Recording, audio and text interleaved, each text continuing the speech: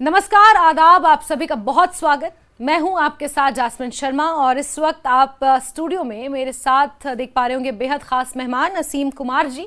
और जो पीछे आप ये प्यारा सा बच्चा देख पा रहे हैं और उसके ऊपर लिखा है छोटू, तो ये बुक है असीम कुमार सर ने लिखी है, Chhotu a name a dream a story. और इसी पर हम चर्चा करेंगे और साथ ही साथ असीम जी क्योंकि पूरी दुनिया घूमे हैं, एक बाइकर भी हैं, और कहाँ से उन्हें इस बुक को लिखने की इंस्पिरेशन मिली। और सबसे इंटरेस्टिंग बात है इस बुक का टाइटल, क्योंकि जब हम छोटू सुनते हैं तो हमारे दिमाग में एक इमेज सी बन जाती है, कोई किराने में काम करने वाला बच्चा, ट्रैफिक सिग्नल पर गुलाब का फूल बेचता हुआ एक छोटा बच्चा, ढाबे में सफ़ेद रंग की बनियान, कंधे पर गमछा डाले हुए एक छोटा सा बच्चा। तो कुल मिलाकर असीम सर, अगर मैं ये कहूँ कि छोटू सिर्फ एक नाम नहीं है, एक भाव है।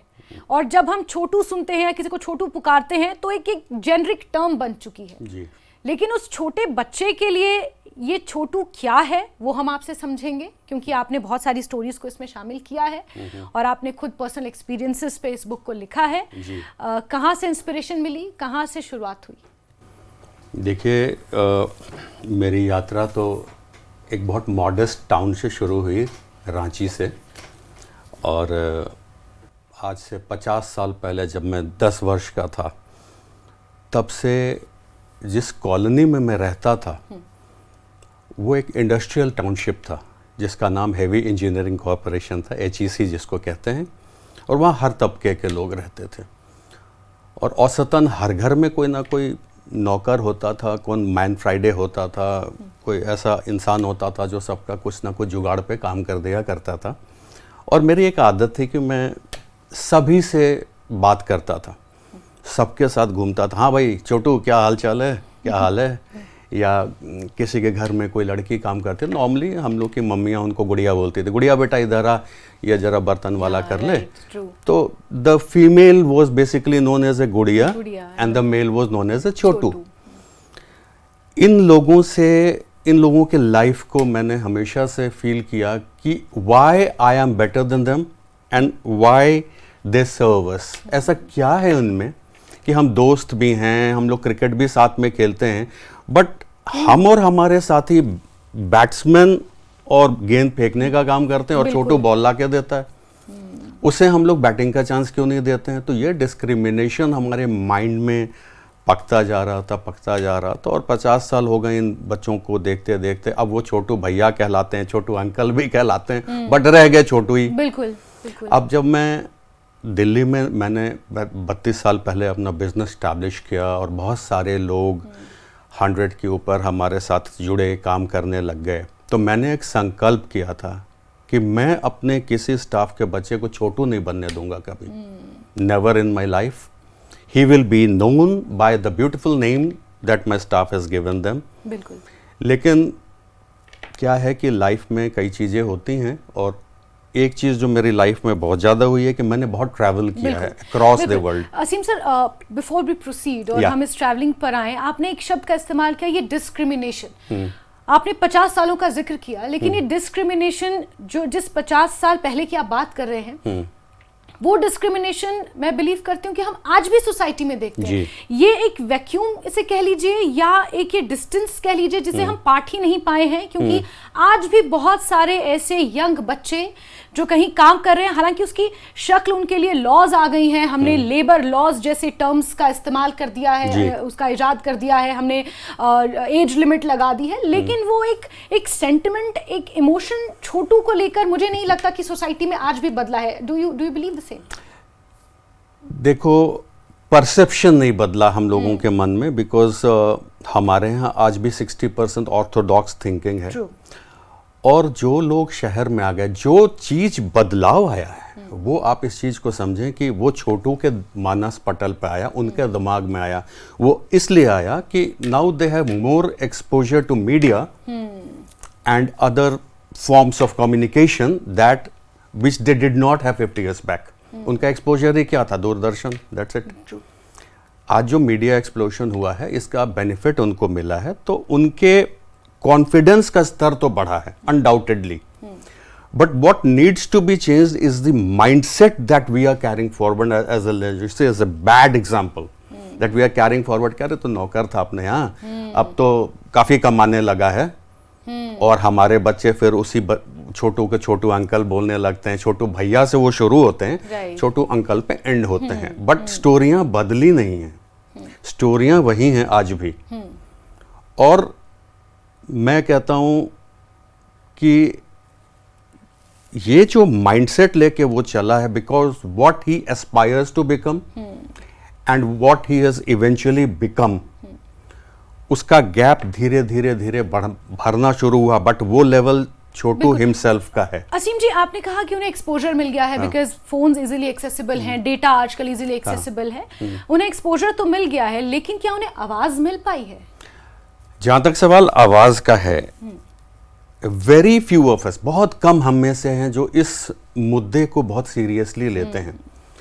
उनको यह लगता है कि अगर इस चीज को हम उठाते हैं तो कल के मुझे मिनियल्स नहीं मिलेंगे, काम करने वाले नहीं मिलेंगे। अगर हर छोटू को आपने एंटरप्रेन्योर बना दिया या हर छोटू को आपने स्टैब्लिश कर दिया तो आपके पास काम करने वाला कौन बचेगा? तो जो एक नॉर्मल मानसिकता है कि मैं इसको खुश रख पाऊं कि ये टिका रहे मेरे पास, ट्रू, बस ये चीज आप बोलते बिल्कुल प्रैक्टिकल चीज समझिए। Even every household they don't want to displease that Chhotu. अंतर ये आया है कि पहले छोटू थप्पड़ खा खा के बड़ा हुआ, अब उसको छोटू भैया की पदवी देख भाई, छोटू अंकल भी बन गए, बट काम वो वही भी वही कर रहा है। But it is basically a technique to retain that Chhotu in the same profile that he was. यानी कि चीजें बदल गई, सिनेरियो बदल गया, सोशल स्ट्रक्चर बदल गया, लेकिन वो पर्सपेक्टिव छोटू के कॉन्टेक्स्ट में आज तक नहीं बदला। सर, इस बुक में you have written almost 10 stories about the small boys, those who are working. आपकी कोई फेवरेट स्टोरी, और क्योंकि आपके पर्सनल एक्सपीरियंसेस से ये इंस्पायर्ड है, कोई ऐसा एक्सपीरियंस जो हमारे देखिए, मैं ट्रैवल करता हूँ और स्टोरीज मैंने 40 में से 10 सेलेक्ट किया, बिकॉज मैं चाहता था कि ये बुक किसी नॉलेज का बुक नहीं हो, ये एक आई ओपनर रहे उन लोगों के लिए जिनमें क्षमता है छोटू को छोटू से बदल के राम बहादुर थापा बोलने की।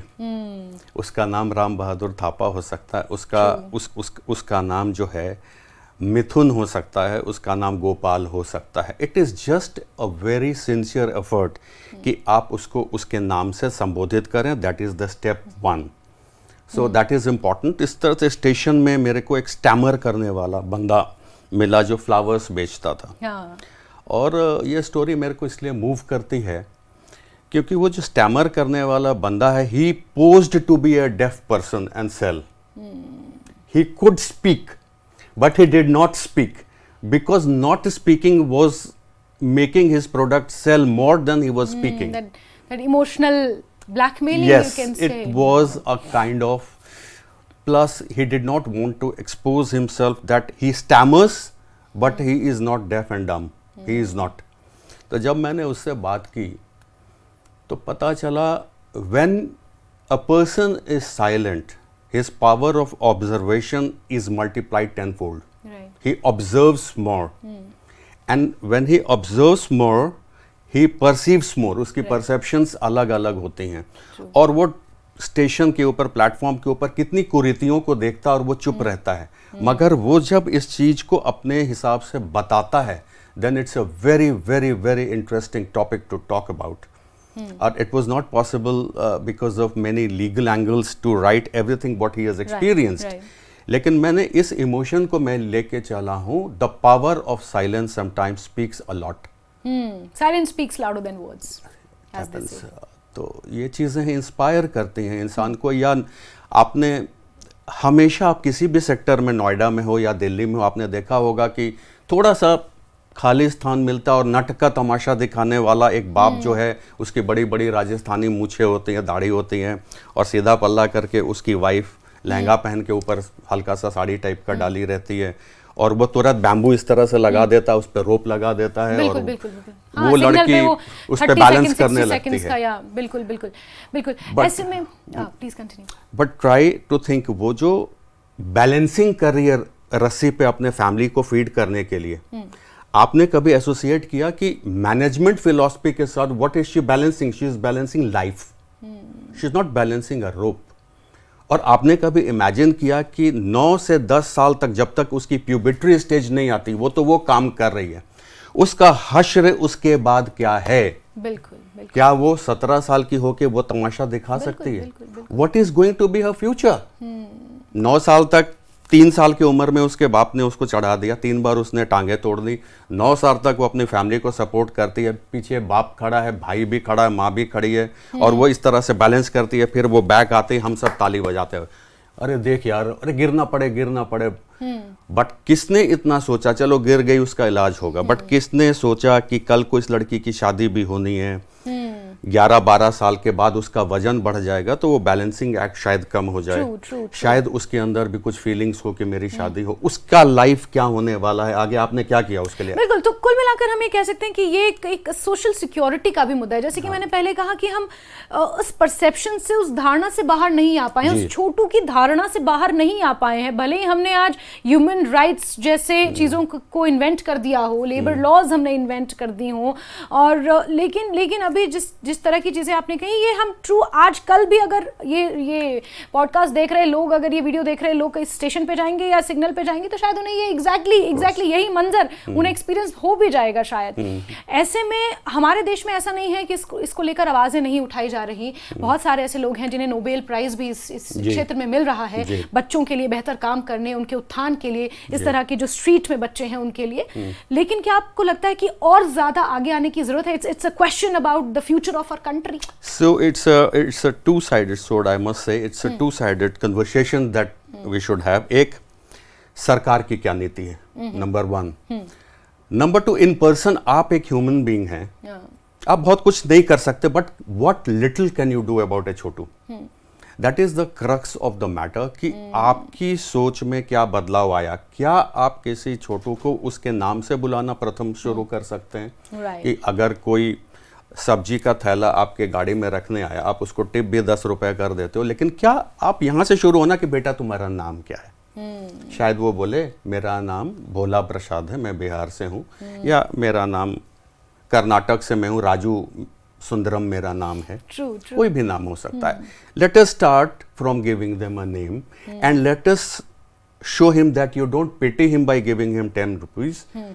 You are telling him the value of his labour. वो काम कर रहा है, आप उसको पुरस्कृत कर रहे हो, उसको भीख आप नहीं दे रहे हो, उसको भिखारी मत फील कराओ, क्योंकि उस पैसे से उसका घर चलता है। Respect the money that you are giving to him. It's not an arm. He is not a beggar. He has given you a service, you are paying for a service. And stop saying कि बेटा तुम school क्यों नहीं जाते हो? आप उसको school भेज के उसके माँ को भूखा मार दोगे। तो ये एक फेवरेट डायलॉग है पेज 3 जर्नलिज्म का, कि हमने 10 लड़कों से पूछा स्कूल नहीं जाते हो, and I got them admitted into an NGO school. कोई नहीं टिकता वहाँ। ये मेरा रिसर्च है। ठीक है। क्यों? क्योंकि आप उसके इनकम के सोर्स को खत्म करो। ट्रू बिल्कुल। और शायद यही कारण है कि अपने उस मजबूरी के लिए वो छोटू बना है, and he doesn't even mind, क्योंकि उसके पास कोई ऑप्शन भी नहीं है। He doesn't have option. Sir, इस बीच आपने बहुत सारा ट्रैवल भी किया है, इवन जम्मू कश्मीर से लेकर कन्याकुमारी तक आपने, यू आर अ बाइकर, और बाइक में आप ट्रैवल करते हैं। क्या ये जो एक छोटू का सेंटिमेंट है, is it the same through out the India, या फिर अलग अलग, क्योंकि हमारे टोपोग्राफी अलग है, एजुकेशन जो साक्षरता दर जिसे हम कहते हैं अलग है, और मैं ये बिलीव करती हूँ कि जहाँ एजुकेशन होती है it makes a big difference. तो साउथ में एजुकेशन स्तर बहुत अच्छा है। ऐसे में क्या आपने वो इस डिस्पैरिटी में आपने कोई अंतर पाया है, कुछ अलग महसूस? देखो, Chhotu for me is a global phenomena. मैंने 35 कंट्रीज ट्रैवल किया है, जिसमें से कई कंट्रीज में बाइकिंग करी। Otherwise as a successful businessman I have been travelling for last 35 years across the world. ये बच्चा हर जगह तुमको दिखेगा, everywhere in the world. Whether I talk about Holland, I talk about London, I talk about America, I talk about any country where I have travelled, it's the same phenomena. रूप अलग है। जहाँ तक सवाल इंडिया का है, तो मैंने पूरा नॉर्थ कवर किया है, पूरा साउथ कवर किया है, पूरा राजस्थान कवर किया है। ये छोटू वर्ड इंडिया में ज़्यादा पॉपुलर है, और सबसे अच्छी बात है कि ये टर्म चाहे बंगाल हो, चाहे बिहार हो, चाहे राजस्थान, नाम छोटू ही है। अच्छा, नाम छोटू ही रहता है और गुड़िया ही रहता है। Even in south I have seen the same thing. Because एक चीज़ शायद आप ये कर रहे हैं कि साउथ में ये ज़रूरी नहीं है कि वहाँ का छोटू साउथ का हो। साउथ में 90% छोटू बिहार के हैं। अच्छा। ये पलायन है। इसके खिलाफ अब बहुत सारे मुहिम चल रहा है, बहुत पॉलिटिशियंस उसमें इस पर्टिकुलर वर्ड को लेके आगे बढ़े हैं कि बिहारियों से महाराष्ट्र बन गया, बिहारियों से गुजरात बन गया। तो आपको क्या लगता है कि ये जो गए काम करने, इसमें सिर्फ वर्कमैन हैं? नहीं, इसमें छोटू लोग भी हैं जो नौकर बन के गए, गुड़िया भी है। मुझे लगता है कि ये एक बहुत बड़ा मुद्दा है डिबेट का। It's a very big topic. It's and moreover it is unaddressed. इस एंगल में मुझे नहीं लगता किसी ने सोचा है। It is not at all addressed except for the fact कि रेलवे पे एक पुलिस दस्ता होता है और वो जब देखता है कि झारखंड से कोई लड़की जिसकी उम्र कम लग रही है तो सरकार उसको अरेस्ट कराती है और उसको वापस उसके घर भेजती है, because they are coming through this mafia जो उन लड़कियों को परचेज करके यहाँ कम पे काम कराता है, and they are like house helps के लिए। तो वो एक बड़ा पॉजिटिव स्टेप है कि so many girls have been saved from the wrath of these people and they were basically from Jharkhand. But then in the background of it, I believe कि ये उन राज्यों की सरकारों की भी नाकामयाबियां हैं।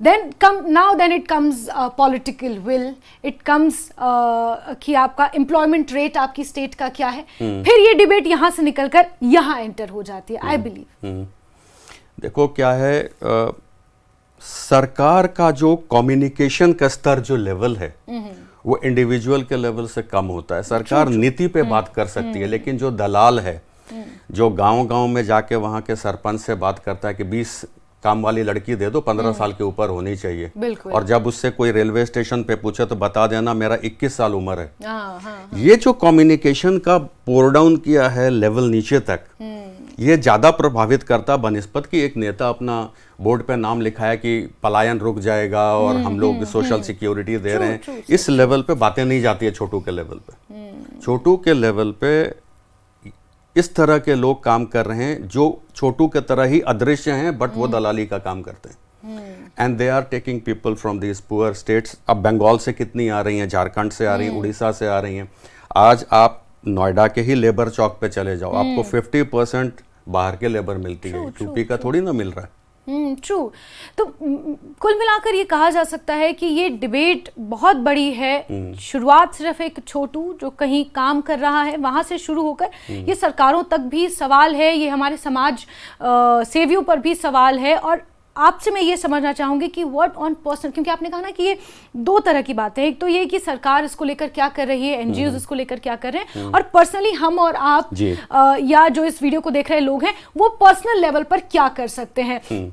एक आखिरी कमेंट आपसे चाहूंगी इस पर कि व्हाट आर यू डूइंग। आपने बुक लिखी, you said it is an eye opener, लेकिन आप पर्सनल लेवल पर कितने ऐसे छोटू हैं या कितने ऐसे बच्चे हैं जो इस वक्त आपके साथ टच में हैं और आप उनके लिए कुछ बेहतर कर रहे हैं और एक सोसाइटी को संदेश देने की कोशिश कर रहे हैं? देखिए, सबसे अहम बात यह है कि as a manufacturer and successful exporter of garments, सबसे पहले पॉलिसी जो मैंने अपनी लाइफ की बनाई, a person serving me must in 25 years of the time working with me, उसको एंटरप्रेन्योर बनना चाहिए। नौकर ही रह जाए, वो इंडस्ट्रियलिस्ट की सबसे बड़ी कमी है।